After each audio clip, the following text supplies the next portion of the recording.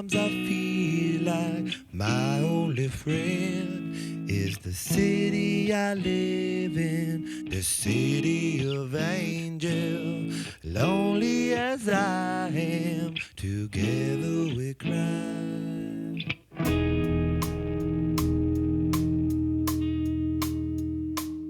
A história começou há 22 anos atrás e eu não morava aqui, eu morava em Nova Iguaçu, a minha família é de lá.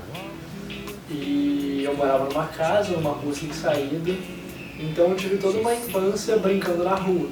Nesse período de colégio, assim, foi bem tranquilo e tudo que eu mais fazia no colégio era desenhar. Eu ia pra aula, a partir de um certo ponto eu não tinha mais caderno de matéria, eu tinha um caderno de folha branca que eu passava o dia inteiro desenhando. E os professores começavam a reclamar que eu não prestava atenção na aula, que eu não fazia nada. Mas eu tinha notas boas, nunca repeti, nunca, assim, era muito difícil eu ficar de prova final em alguma matéria, só que eu só desenhava. E eu acho que isso só foi aumentando uma certa vontade de trabalhar com desenho, com ilustração, e hoje é o que eu faço. É isso, eu sempre gostei assim, dessa estética mais, digamos que diferente, porque todo mundo é igual, todo mundo tem o mesmo corpo, sabe? Tipo, você nasceu daquele jeito, você ainda pode trocar. E acho que aos poucos você vai criando uma certa identidade, uma certa personalidade. E aí você vai modificando do jeito que você quer. Tem gente que vai pra academia, quer ficar forte, tem gente que, não sei, engorda, emagrece. Eu quis me pintar.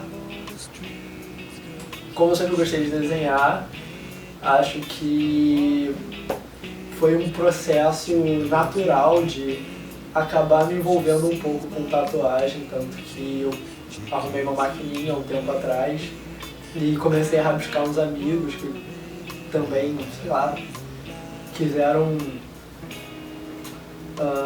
como eu posso dizer, sei lá, quiseram confiar em mim, sabe? E, sei lá, parecer de maluco aqui em casa e falar, eu quero um desenho seu em mim. Foi mais ou menos isso.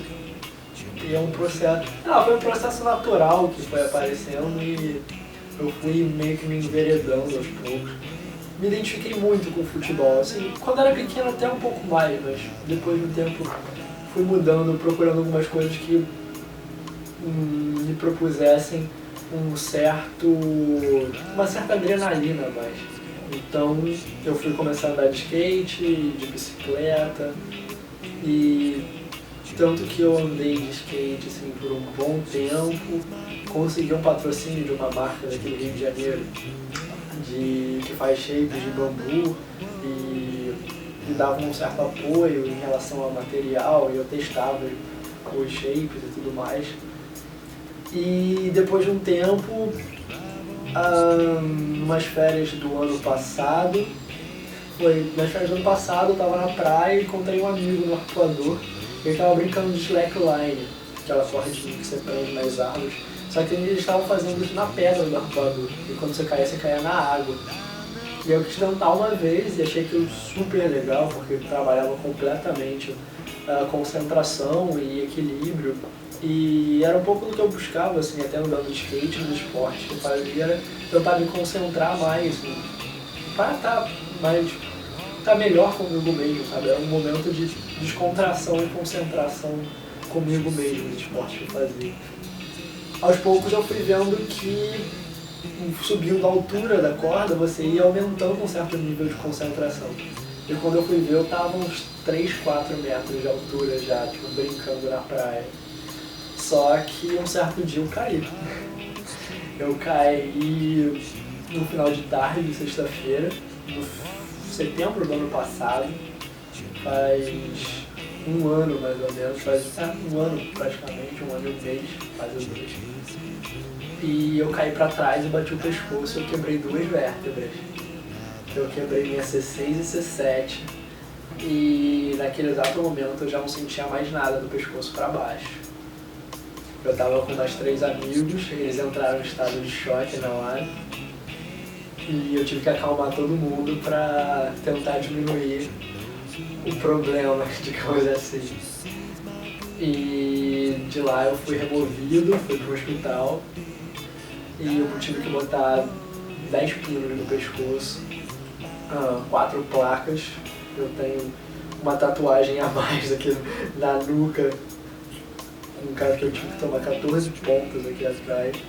E assim, a princípio o prognóstico que me deram era de que se eu mexesse alguma coisa, eu ia mexer meus braços só. Que eu tinha praticamente uma tetraplegia, que eu não ia mexer mais nada do pescoço para baixo, daquele momento para frente. E tudo que eu pude fazer naquele momento era rir, sabe? Eu virei pro médico e falei, olha, tá bom. Ou eu tento melhorar, ou é isso, ou eu tento melhorar. Eu não posso nem me desesperar e levantar daqui da cama e sair pelo hospital gritando. Porque eu não posso nem me levantar daqui da cama, eu não posso, sei lá, querer me jogar da janela porque eu não tenho força para me jogar da janela. Então, o que eu tenho para fazer é ficar aqui deitado e vamos esperar o que vai dar, o que vai ser. Os médicos não acreditavam no que estava acontecendo no princípio, porque o prognóstico deles era tipo do pior possível.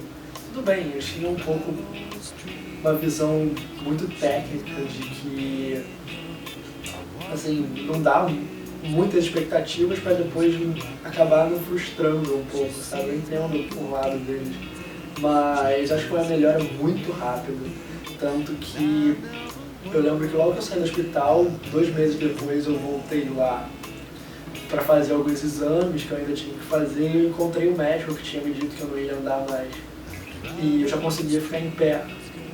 E quando eu fui falar com ele, ele veio até mim e minha mãe e eu levantei e apertei a mão dele.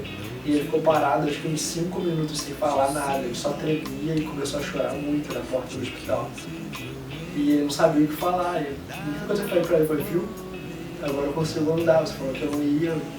Agora talvez eu já possa sair correndo e gritando pelo hospital. Então, são essas coisas que às vezes, não sei, parecem bobas, mas acabam motivando, sabe? Acabam dando mais um gás pra gente procurar, não sei, melhorar sempre. Foi um período tenso, foi assim, um processo bem forte de fisioterapia dentro desse 1 ano.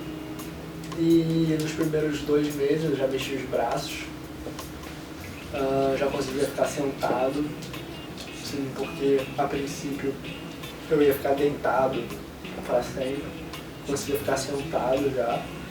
E em 4 meses já ficava em pé, em 6 meses eu andava sem muleta. E hoje eu praticamente faço tudo de novo, sabe? Eu praticamente estou pronto para mais uma aventura dessa, sabe?